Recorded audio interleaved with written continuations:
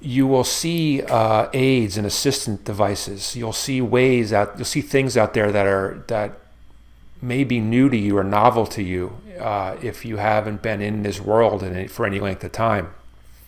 But there are devices and tools that individuals on the spectrum who are nonverbal or have challenges with verbal ability that they'll use to communicate.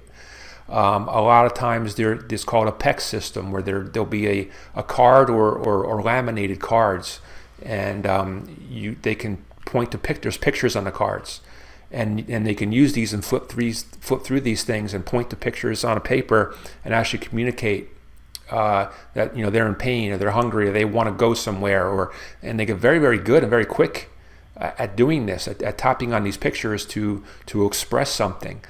So if you have somebody on a spectrum who's nonverbal in a car of a scene of an accident, look around for these types of things, because it may help you tap into a way to communicate with them.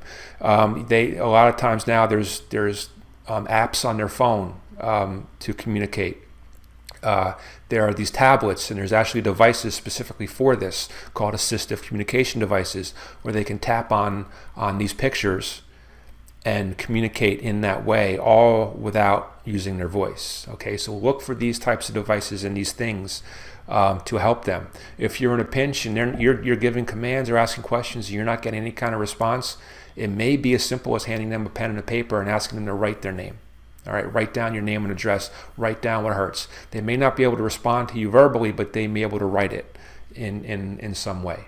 All right, things like this, understanding these communication challenges, and there's no one size fits all, like I said, but understanding this, that this is a challenge, and there are tools and tactics to get information. You can draw on it and try things, try something else, okay?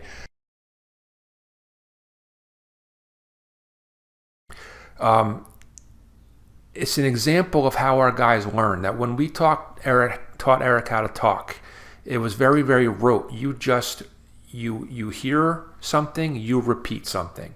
So when he wanted a cookie, when he was 4 or 5 years old and he was nonverbal, first he would just point.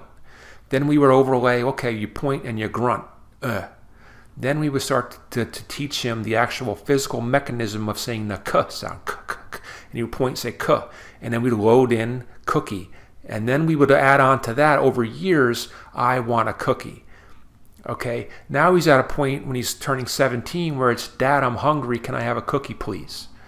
And we phased in the thought, the abstract concept of hungry. We phased in the abstract politeness, so you always say please. All of that has been layered on top of each other from a very, very rote pointing and grunting. Okay, that's how they've learned. So we would sit down with a lesson and we'd say, this is what you do. Eric, what do you want? Say k, say cookie. Over years, now, Dad, I'm hungry, can I have a cookie? Okay, does that make sense? Here's how you would use this.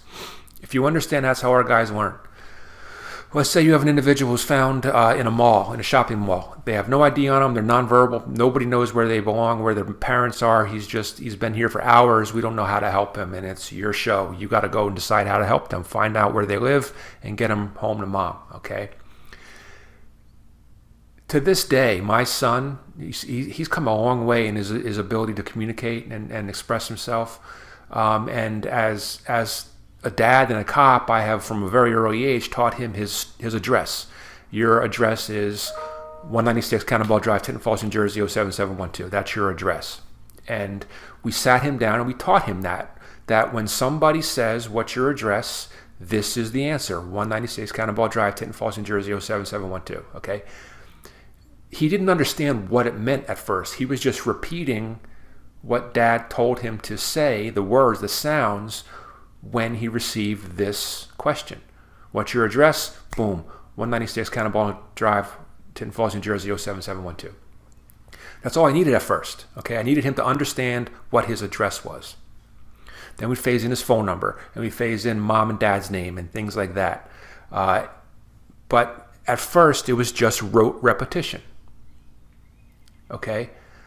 And he didn't understand what it meant. It was like a computer program. This was the input. Well, this is the export I give. This is what I spit out when that person gives me that input. So you have this individual in the mall and you can't get anything from them, no ID, they're nonverbal.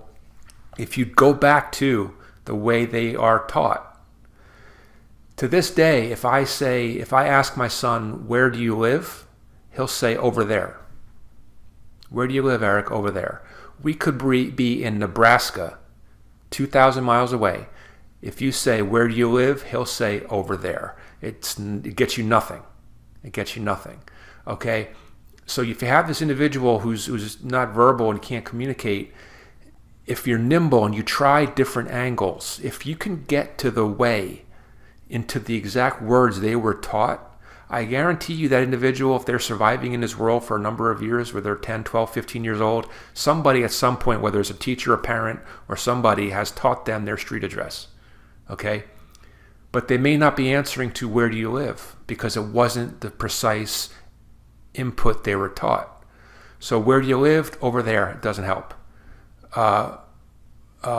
What street do you live on? No, it doesn't work. No, if you back off and pivot and try different things, eventually you'll get to what's your address. Boom, that's how they were taught. 196 Cannonball Drive, Tinton Falls, New Jersey, 07712. If you're nimble, if you're patient, if you're persistent, if you back off and try different combinations of words, you'll get to the one they were taught.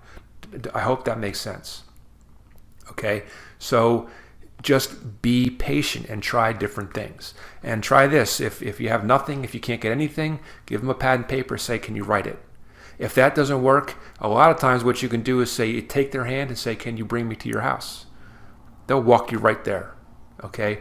There are ways to get this information.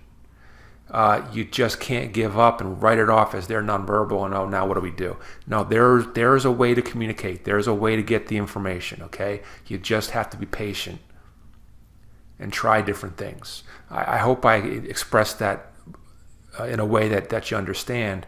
But the bottom line is, you just got to get to how they were taught. And that is how a lot of our guys are taught, is just simple. What's the input? Well, this is what I give back. And it kind of ties into the echolalia thing, kind of ties into the way their brain works, but in a pinch, that might get you through it. All right.